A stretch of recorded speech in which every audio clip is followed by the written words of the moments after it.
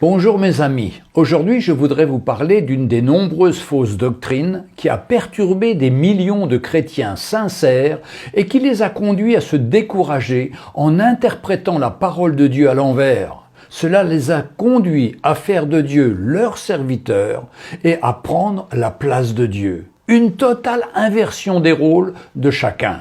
Vous comprendrez aisément que la célèbre méthode du psychologue et pharmacien Émile Coué de 1857 à 1926, à côté de cela, arrivait à peine à la cheville des petits-enfants. Lors du réveil charismatique qui a eu lieu environ de 1960 à 1990, des mouvements charismatiques ont propagé ce genre de message. Demandez et vous recevrez.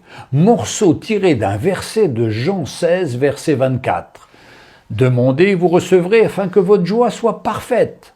Bien que ce verset soit bien dans l'évangile de Jean, il est tout à fait sorti de son contexte et il devient un prétexte pour justifier une fausse doctrine et servir la chair de l'homme. Rappelons-nous toujours que Dieu règne et qu'il n'est pas un Dieu distributeur de grâce pour nourrir notre chair avec ses désirs charnels et émotionnels. Ce que Dieu veut, c'est d'abord une relation personnelle avec chacun d'entre nous, afin de connaître son amour pour nous à travers son Fils, le Seigneur Jésus-Christ. Mais cette fausse doctrine qui envahit le monde disait que nous pouvions avoir tout ce que nous voulions.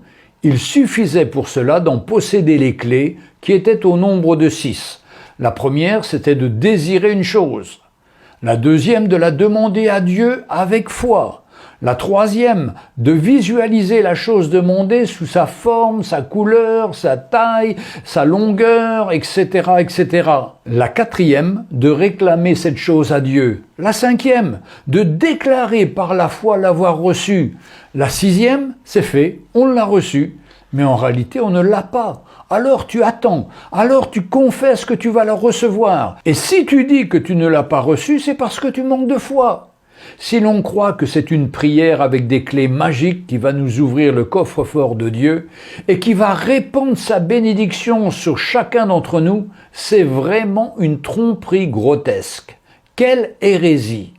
Ce mouvement charismatique avait bien commencé, mais des pasteurs sans scrupules se sont mis à tordre la parole de Dieu dans le but d'attirer à eux de grandes foules avec des fausses doctrines comme la théorie de la prospérité, prônant la santé et l'aisance matérielle, la démonologie, comme quoi les chrétiens étaient possédés, le rire, la cure d'âme, la semence de la foi dans l'intérêt de la chair, le développement personnel, le bien-être, la guérison certaine en échange d'offrandes financières, etc., etc.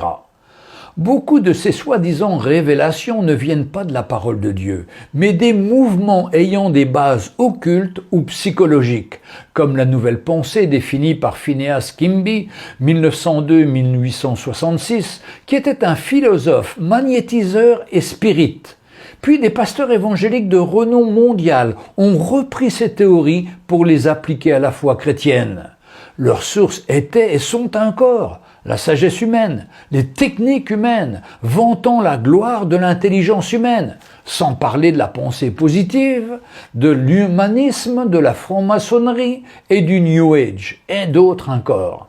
Ces faux pasteurs ont trouvé une caisse de résonance extraordinaire à travers les premières émissions de télévision chrétienne aux USA, où chaque semaine, il fallait inventer des choses nouvelles afin de rapporter le plus d'audimat face à la concurrence des autres pasteurs. Aujourd'hui, ces mouvements se sont effondrés, entraînant avec eux des millions de chrétiens perdus, trompés, abusés. Mais malgré ces drames, il y a toujours aujourd'hui de faux serviteurs qui veulent relancer ces fausses doctrines. Et malheureusement aussi, nous voyons dans l'Église tellement d'erreurs aujourd'hui et d'hérésies issues de ce mouvement charismatique. Alors il est intéressant de regarder comment Jésus nous enseigne de prier. Eh bien c'est dans l'évangile de Matthieu, chapitre 6, versets 9 à 10. « Voici donc comment vous devez prier. Notre Père, qui est aux cieux, que ton nom soit sanctifié et que ton règne vienne. Que ta volonté soit faite sur la terre comme au ciel. » Puis ce passage de Matthieu 6 continue par le verset 11 et 13. Donne-nous aujourd'hui notre pain quotidien. Pardonne-nous nos offenses, comme aussi nous pardonnons à ceux qui nous ont offensés. Ne nous induis pas en tentation, mais délivre-nous du malin, car c'est à toi qu'appartiennent, dans tous les siècles, le règne, la puissance et la gloire. Amen. Vous voyez, la première partie de ces versets nous parle que ta volonté soit faite. Pas la volonté de nous, la volonté de Dieu et non celle des hommes. Non pas notre volonté, non pas nos désirs, non pas nos plans, non pas ce que nous voulons ou voudrions, non pas ce que notre chair nous demande. Attention, nous ne pouvons pas utiliser la parole de Dieu comme un moyen pour satisfaire nos besoins et nos désirs les plus charnels. Dieu sait ce qu'il y a de meilleur pour nous. C'est pourquoi il est important pour nous de connaître la volonté de Dieu, d'entendre sa voix, d'entendre le témoignage du Saint-Esprit pour nous dire ce que Dieu veut pour ta vie et pour ma vie. Il faut absolument se méfier de nos désirs charnels, surtout à cause des fausses doctrines que nous entendons. Nous développerons alors une certaine attitude, une certaine motivation, supposant que Dieu est là pour nous, pour répondre à nos besoins égoïstes, et qu'importe ce dont nous avons besoin, qu'importe ce que nous voulons, c'est notre volonté à nous qui veut l'emporter. Alors, que devons-nous demander au Seigneur? Eh bien, c'est simple. Dans Matthieu 6, versets 33 à 34, il est dit « Cherchez premièrement le royaume de Dieu et la justice de Dieu, et toutes ces choses vous seront données par-dessus tout. Ne vous inquiétez donc pas du lendemain, car le lendemain aura soin de lui-même.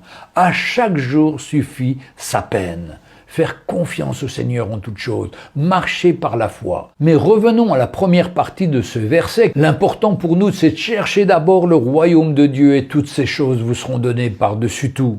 Quand on cherche le Seigneur, sa gloire, il agit dans ta vie, dans ma vie, et nous donne ce qui est nécessaire à chacun d'entre nous. Dieu sait ce qu'il y a de meilleur pour toi, comme pour moi. Et c'est pourquoi il est fondamental pour nous de connaître la volonté de Dieu, d'entendre sa voix, d'entendre le témoignage du Saint-Esprit pour nous dire ce que Dieu veut pour chacun d'entre nous. Trop souvent, on prie pour avoir des choses matérielles, alors que la parole de Dieu nous encourage au contraire à nous dépouiller des œuvres de la chair pour rechercher les œuvres de l'esprit. Le but de Dieu n'est jamais de satisfaire nos convoitises charnelles. Non, au contraire, Dieu veut nous donner la victoire sur notre chair et sur ses folies, car les convoitises de la chair, nous dit la parole, font la guerre à notre âme. C'est dans 1 Pierre chapitre 2, verset 11, « Bien-aimés, je vous exhorte comme à des gens de passage et des étrangers à vous abstenir des convoitises charnelles qui font la guerre à l'âme. » Le plan de Dieu a toujours été pour que nous marchions par le Saint-Esprit. C'est écrit dans Galates 5, verset 16. « Je dis donc, marchez selon l'Esprit, et vous n'accomplirez pas les désirs de la chair. » Regardons ce passage dans Éphésiens 4, versets 20 à 22. « Mais vous, ce n'est pas ainsi que vous avez appris Christ, si du moins vous l'avez entendu, et si conformément à la vérité qui est en Jésus, c'est en lui que vous avez été instruits à vous dépouiller eu égard de votre vie passée, du vieil homme qui se corrompt par les convoitises trompeuses. » Et puis, au verset de 22 à 24, là, il nous encourage à être renouvelés dans l'esprit de votre intelligence et à revêtir l'homme nouveau, créé selon Dieu, dans une justice et une sainteté que produit la vérité. Donc mes frères et sœurs, nous devons être déterminés, premièrement, à chercher le royaume de Dieu, c'est-à-dire sa volonté et jamais la nôtre. Deuxièmement, arrêtons d'être toujours dans une course effrénée pour absolument assouvir nos besoins matériels, car cela est sans fin et ne nous apportera jamais le bonheur. Le bonheur est dans notre communion avec notre Seigneur Jésus-Christ, source intarissable de paix, de joie et d'amour. Approchons-nous toujours afin de mieux le connaître.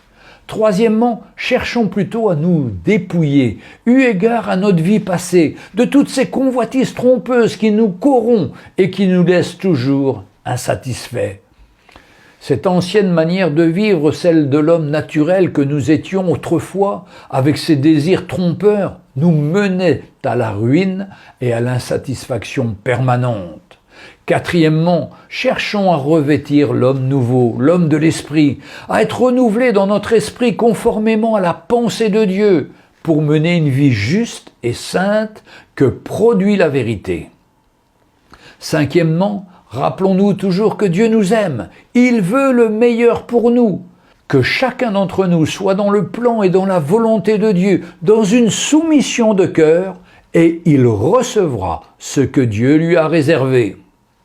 C'est Matthieu 7, verset 11.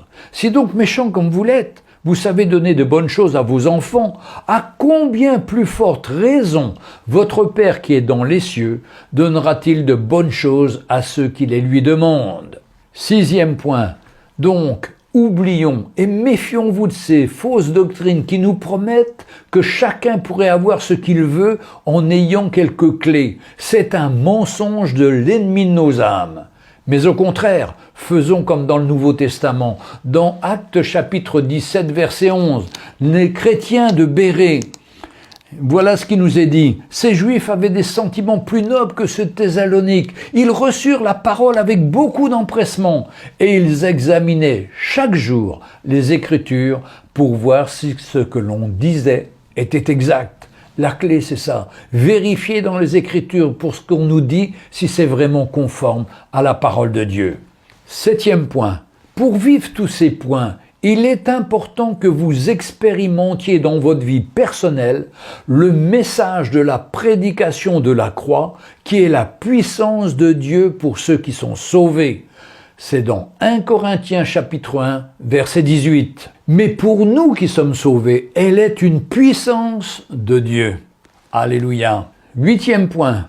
Cherchez les vrais serviteurs qui vivent et qui prêchent ce message de la prédication de la croix de notre Seigneur. Comme je vous l'ai dit dans une autre vidéo, j'ai fait le tour du monde pour trouver ce message et je l'ai trouvé. Sachez aussi que le 6 et 7 mai 2021, il y a une conférence internationale par Internet pour les pasteurs et leaders des églises. Je vous encourage, si vous êtes pasteur ou responsable d'église, à vous inscrire. Si vous êtes un simple membre, encouragez votre pasteur à s'inscrire, donnez-leur une invitation et je suis sûr que vous serez bénis en tant qu'Église quand l'évangile de la croix vient dans une Église. Ça bouleverse les choses, mais ça amène le vrai évangile. Alors, assez passé avec des évangiles de la chair, venons au vrai évangile. Soyez bénis et que la grâce de Jésus soit avec vous. À bientôt.